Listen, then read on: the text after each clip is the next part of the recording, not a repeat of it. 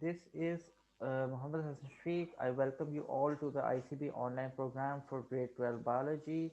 And today we will be talking about an important lecture from chapter 26, biotechnology, from the reduced syllabus, and we will be talking about tissue culture and transgenic organisms. I'm sure these are terms which you must have heard in your earlier previous classes, but today we will be talking about them in a little bit more detail and their role in biotechnology as well. So, starting from tissue culture, a tissue culture can be defined as a growth or a group of cells in a glassware or artificial medium under aseptic conditions. This is called tissue culture.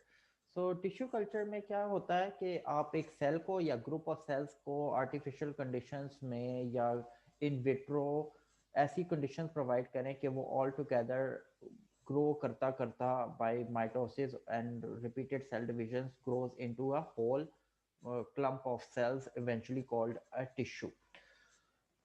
Plants may many somatic plant cells, including some fully differentiated types, for example, leaf mesophyll, contain intact nuclear plastids, and mitochondrial genomes have had the great capacity to regenerate into whole genomes. This phenomena is called totipotency. Plant cells के अंदर जो है ना वो fully differentiated types, for example leaf mesophyll, इनके अंदर nuclear DNA भी होता है, प्लास्टिड का अपना डीएनए और माइटोकॉन्ड्रियल जीनोम भी होता है. इसके अंदर ऐसे जीन्स हैं, ऐसी इंफॉर्मेशन है which has the ability to regenerate into whole plants. So this is very important from a point of view in this way that you can grow a full plant in from a very small piece of clump or group of cells.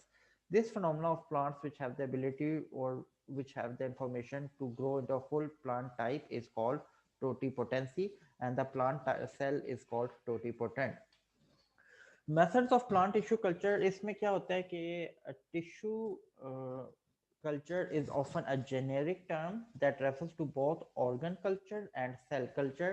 ये जो initial plant part है which is used to develop tissue culture, इसको हम कहते हैं X plant. Tissue culture जो है ये एक बहुत जेनेरिक टर्म है जो कि बहुत ऑर्गन कल्चर के लिए भी यूज़ हो सकती है और सेल कल्चर के लिए भी. वो जो इनिशियल पार्ट है प्लांट का जो कि डेवलप करता है which is use to develop tissue culture, इसको हम कहते हैं कि ये एक्स प्लांट है. ये जो है ना ये एक कंप्लीट ऑर्गन भी हो सकता है और एक सिंगल सेल का प्रोटोप्लास्ट भी हो सकता है या एक पीस ऑफ टिश्यू भी हो सकता है. ये जो एक्स प्लांट है, it can either be a seed, a leaf, or a twig, which is a complete organ. It can be a single cell protoplast, or it can also be a piece of tissue. Plantlets are young plants which are developed during tissue culturing. On the basis of X plant, tissue culture is variously called cell culture or organ culture.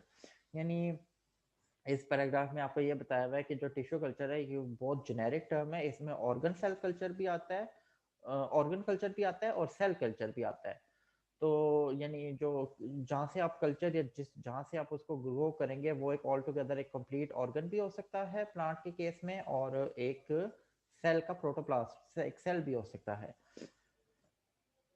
Plantlets जो है ना वो छोटे plants हैं जो कि tissue culturing के दौरान जो है वो बनते हैं, और एक्स प्लांट के बेसिस पे आप टिश्यू कल्चर को या तो सेल कल्चर भी कह सकते हैं और या ऑर्गन कल्चर भी जो है वो कह सकते हैं. इसके साथ साथ बहुत सारे मेथड्स हैं टिश्यू कल्चर में जो कि डेवलप हुए which are primarily based on type of explant used. यानी बहुत सारे टिश्यू कल्चर के जो तरीके हैं वो on the type of explant are categorized basically on the type of explant used. For example meristem, anther, ovary, embryonic culture etcetera, embryo culture etcetera etcetera. ठीक है, तो यहाँ से जो टिश्यू कल्चर है उनको जो है ना वो on the basis of x plant primarily आप इसको variously with the passage of time ये डेवलप भी होती गई है और इसमें टाइप्स भी जो है वो आती गई हैं. Now, dealing with starting with animal cell culture, unlike plants or microbial cells, the animal cells can grow only to unlimited generations, even in the best nutritive media. तो ये बेसिकली जो है ना, ये एक चीज़ है जो कि उनको एनिमल सेल कल्चर को बाकी प्लांट या इवन माइक्रोबियल सेल से डिस्टिंग्विश करती है। वो ये है कि अगर आप एनिमल सेल्स को बेस्ट न्यूट्रिटिव मीडियम भी प्रोवाइड करेंगे ना, तब भी वो जो है ना वो एक लिमिटेड टाइम तक ही जो है ना वो ग्रो करेंगे। यानी बहुत ज़्यादा अनकंट्रोलेबली जो है ना वो ग्रो नहीं करेंगे। एनिमल सेल्स जो है ना वो डिजाइंड ही इस तरीके से हैं कि they can not grow for ever. This growth also depends on the source of tissue isolated. लेकिन इसके साथ साथ ये भी चीज़ आप जानते हैं कि हमारी बॉडी बहुत ज़्यादा कॉम्प्लेक्स है, बहुत ज़्यादा डिफरेंट सेल टाइप्स पर मुश्तमिल है। तो इसमें भी इस चीज़ को आपने देखना है कि जो सेल से आप जिस एनिमल सेल से आप कल्चरिंग स्टार्ट कर रहे हैं वो कौन सा है। क्योंकि डिफरेंट सेल्स जो है ना, आपके जानते हैं कि different cells have the ability to grow for different generation. So it's not कि आप तमाम एनिमल सेल्स को एक ही कैटेगरी में रख के कहें कि हाँ भाई ये तो इतनी स्टेजेस तक मुझे ये रिक्वायर्ड सेल मैस दे देंगे। ऐसा नहीं होता। it depends upon various cell to cell type and it differs from one one to another। इसमें एग्जांपल भी लिखी हुई है कि न्यूरॉन्स जो है ना वो they do not divide further. हमारे neurons once they get matured and reach their proper size they do not divide further. So उस वो तो बिल्कुल भी अच्छा सोर्स नहीं होंगे टिश्यू कल्चर के लिए। इसके बरक्स जो फिब्रोब्लास्ट हैं they can divide and grow in culture for some generation. जो फाइब्रोब्लास्ट हैं वो कुछ जनरेशन तक जो है ना वो कल्चर के अंदर ग्रो कर सकते हैं। After completing several generations they die. कुछ जनरेशंस तक ग्रो कर डिवाइड करने के बाद they eventually they die. These animal cells cultures are used in recombinant DNA technology, genetic manipulations, cancer research, and in a variety of industrial processes such as production of vaccines, monoclonal antibodies, and pharmaceutical drugs। तो basically ये जो animal cell cultures है ना, ये कहाँ कहाँ use हो सकते हैं। ये रिकॉम्बिनेंट डीएनए टेक्नोलॉजी में, जेनेटिक मैनिपुलेशन में, जेनेटिक इंजीनियरिंग में, कैंसर रिसर्च में कि कैसे एक सेल जो है ना वो म्यूटेट होकर अनकंट्रोलेबल माइटोसिस से डिवाइड करना शुरू करता है which eventually becomes a tumour. और कैसे एक सेल जो है ना वो प्रोग्राम सेल डेथ से अपनी प्रोजनी खत्म करता है। So it's very important for a cancer biologist to do research on animal cell culture। और इसके अलावा जो है ना ये वैक्सीन की प्रोडक्शन में, मोनोक्लोनल एंटीबॉडीज में और ड्रग डिजाइनिंग में भी जो है ना इम्पोर्टेंट रोल जो है वो प्ले होते करता है ये process. There are two major types of animal cell culture. Number one, anchorage dependent and anchorage independent। Examination point of view से ये टॉपिक में इस डिफरेंस को बहुत ज़्यादा पूछा जाता है कि भाई एंकर, एंकर का मतलब किसी चीज के साथ लग जाना, चिपक जाना। How does anchorage dependent cells differ from anchorage independent ones. जो एडहेरेंट सेल्स हैं जो कि एडहेयर कर जाते हैं किसी सरफेस के साथ, किसी ग्लासवेयर की सरफेस के साथ या किसी और सेल की वॉल की सरफेस के साथ, these adherent cells are anchorage dependent and propagate as a monolayer attached to the cell culture vessel। यानी किसी सेल कल्चर वेसल के ऊपर ये एक मोनोलेयर के फॉर्म में जो है ना वो प्रोपोगेट करते हैं। And most cells derive from tissues are anchorage dependent. यानी टिश्यू से जो ज़्यादातर सेल्स डिराइव किए जाते हैं वो एनकरेज डिपेंडेंट होते हैं। और ये चूंकि मैंने आप बताया कि एनिमल सेल कल्चर्स चूंकि लिमिटेड जनरेशन के लिए ग्रो करते हैं, so they are also called finite cell lines.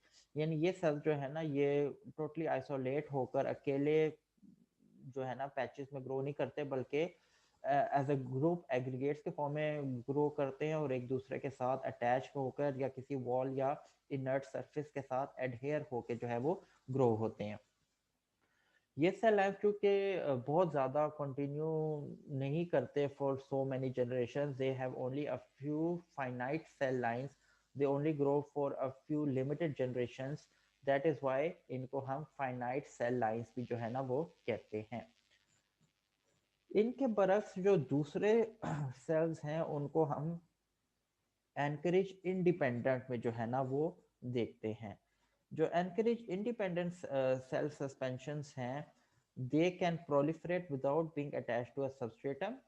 यानी इस तरह के जो सेल्स हैं उनको ग्रो या डिवाइड होने के लिए किसी सबस्ट्रेटम या किसी सरफेस की ज़रूरत नहीं है, and they can grow independently without being adhered to a surface. That's why they are called encourage independent cells. Hematopoietic stem cells, for example, the cells derived from blood, spleen, or bone marrow, as well as some transformed cell lines and cells derived from malignant tumors, can grow in suspension.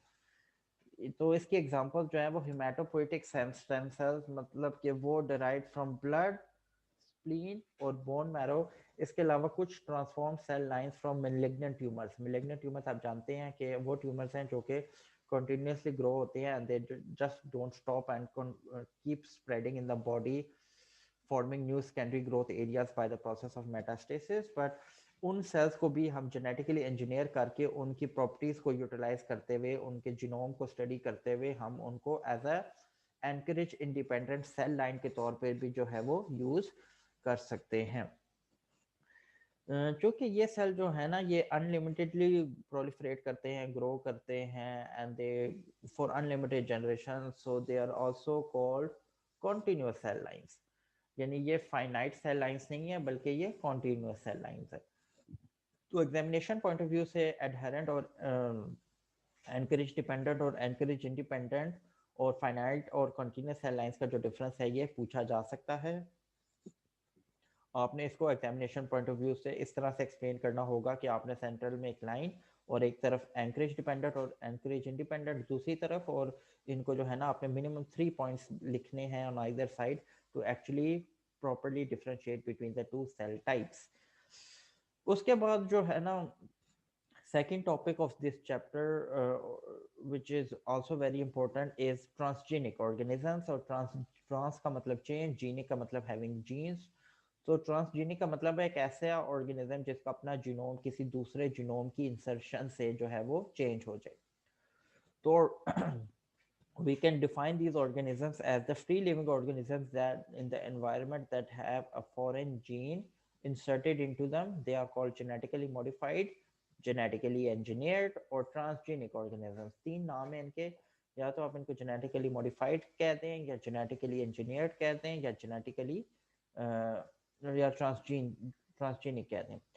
Bacteria पहले organism थे जिनमें एक foreign gene introduce किया गया था 1978 में। उसके बाद मैनी एनिमल्स, प्लांट्स और बैक्टीरिया को ट्रांसजेनिक बनाया गया है, and they have been like used in biotechnology for various purposes. सबसे पहले हम ट्रांसजेनिक ऑर्गेनिजम्स में ट्रांसजेनिक बैक्टीरिया को देखते हैं। दूसरे ऑर्गेनिजम्स की निस्बत जो है ना बैक्टीरिया को ट्रांसफॉर्म करना बहुत इजी है, बिकॉज उनका जो जीनोम है, उनकी जो जेनेटिक्स है वो रिलेटिवली काफ़ी इजी है। इसकी जो पहली एग्जांपल है वो 1978 में आई थी, जब एक ह्यूमन इंसुलिन जीन जो है ना वो बैक्टीरियम ई कोलाई में डाला गया था ताकि वो ह्यूमन इंसुलिन को प्रोड्यूस करने का सबब बने। ये एक बहुत बड़ी ब्रेक थ्रू थी मॉलिक्यूलर बायोलॉजी में, क्योंकि उस वक्त जो इंसुलिन है वो सिर्फ डेड एनिमल्स से जो है ना वो एक्सट्रैक्ट की जाती थी, विच obviously was not in the reach of every individual and it was also very expensive. So genetic engineering जो है ना वो इसमें एक बहुत बड़ा ब्रेक थ्रू इस सेंस में लाई थी कि it enabled or individuals to have insulin without even waiting for an organism to die। और इस तरह से जो इंसुलिन की प्रोडक्शन है वो भी ऑन अ ग्लोबली स्केल जो है ना वो डायबिटिक्स के पेशेंट्स को डील करने के लिए यूज की जा सकती थी। The transgenic bacteria were not only being used to produce human proteins, but they are also being used to improve the plant growth, removal of environmental pollutants, and extraction of metals from low-grade ores। यानी इसका ये सिर्फ ये मकसद नहीं है कि आप इसको जो है ना वो आप सिर्फ इसको एज अ ह्यूमन प्रोटीन को प्रोड्यूस करने के लिए यूज़ करें, आप इसको प्लांट्स में इसको डालकर आप इस प्लांट्स के अंदर जो डिजायर्ड कैरेक्टरिस्टिक्स है वो भी हासिल कर सकते हैं। एनवायरमेंटल पोल्यूशन पर भी किसी हद तक काबू पा सकते हैं, और लो ग्रेड ओर से मेटल्स को प्यूरिफाई करके उनको एक्सट्रैक्ट भी कर सकते हैं। सो Bacteria are very much still in work nowadays in biotechnology, and their genome has been modified, and they have been used for the benefit of human for a very long time now since. So the the importance is quite remarkable when it comes to genetic engineering in bacteria or transgenic bacteria. The second type is transgenic plants. The first field trials of genetically engineered plants occurred in France and USA in 1986 when tobacco plants were engineered to be resistant to herbicides.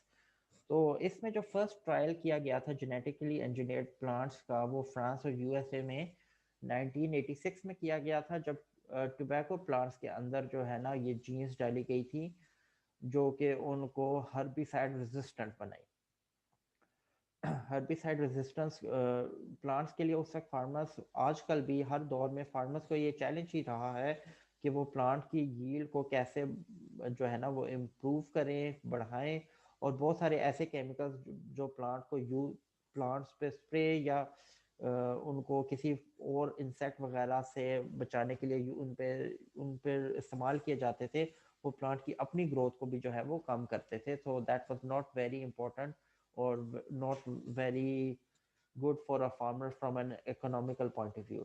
तो अगर plant खुद ही ऐसी gene बनाएगा जो कि उसको लिए जो उसको एक हर्बिसाइड के अगेंस्ट रेजिस्टेंस प्रोवाइड करेगा without actually damaging the yield or quality of the food product, it would have been a very good breakthrough for the farmers or for any person dealing with plants on a large scale.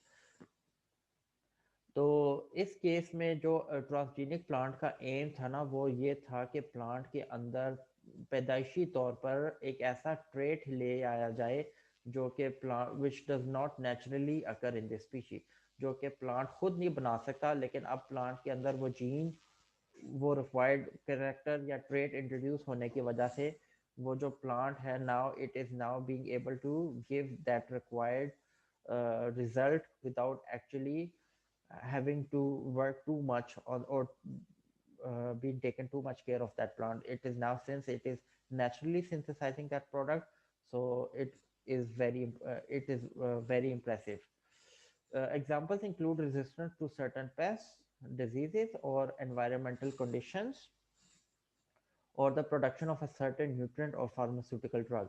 तो plants के से जो traits या required characters निकाले जा सकते हैं वो इसमें resistance against paste diseases and environmental conditions को इस तरह से करना कि वो एक सर्टेन न्यूट्रिएंट या फार्मास्यूटिकल एजेंट जो है ना वो प्रोड्यूस कर सके या उसको कंज्यूम करने से ऑल टुगेदर उस प्लांट को आपको उसके डिजायर्ड रिजल्ट्स जो है वो हासिल हो जाएं. Moving on to the third category of transgenic organisms, the transgenic animals. Transgenic जो एनिमल्स हैं ये एक ऐसा एनिमल है जिसमें फॉरेन जीन जो है ना वो डिलिबरेटली इंसर्ट की गई है उसके जीनोम के अंदर और genetic engineering has also been used to improve the traits of farm animals यानी जेनेटिक इंजीनियरिंग से जो है ना वो फार्म एनिमल्स जो हैं उनके ट्रेट्स को भी इम्प्रूव किया गया है.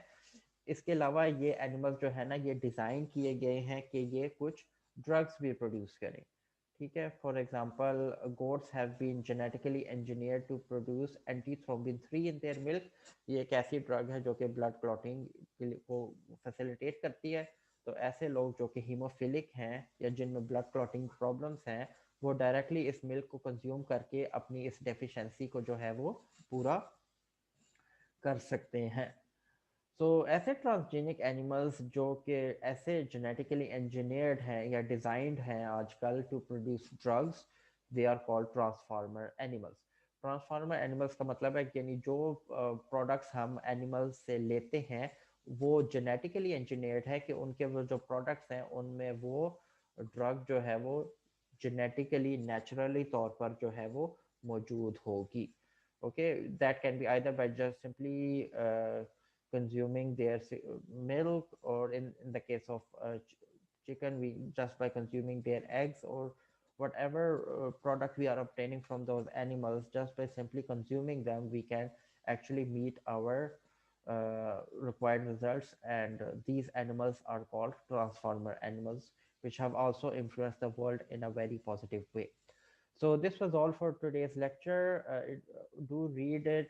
Keep safe in this pandemic. Take care of yourself and your beloved ones. This was also a very important topic. Keep learning biology. These all lectures are available on the ICB YouTube channel. We have also been given, you have also been given some assessments. Do prepare and study good. That this was all for today's lecture. Allah Hafiz.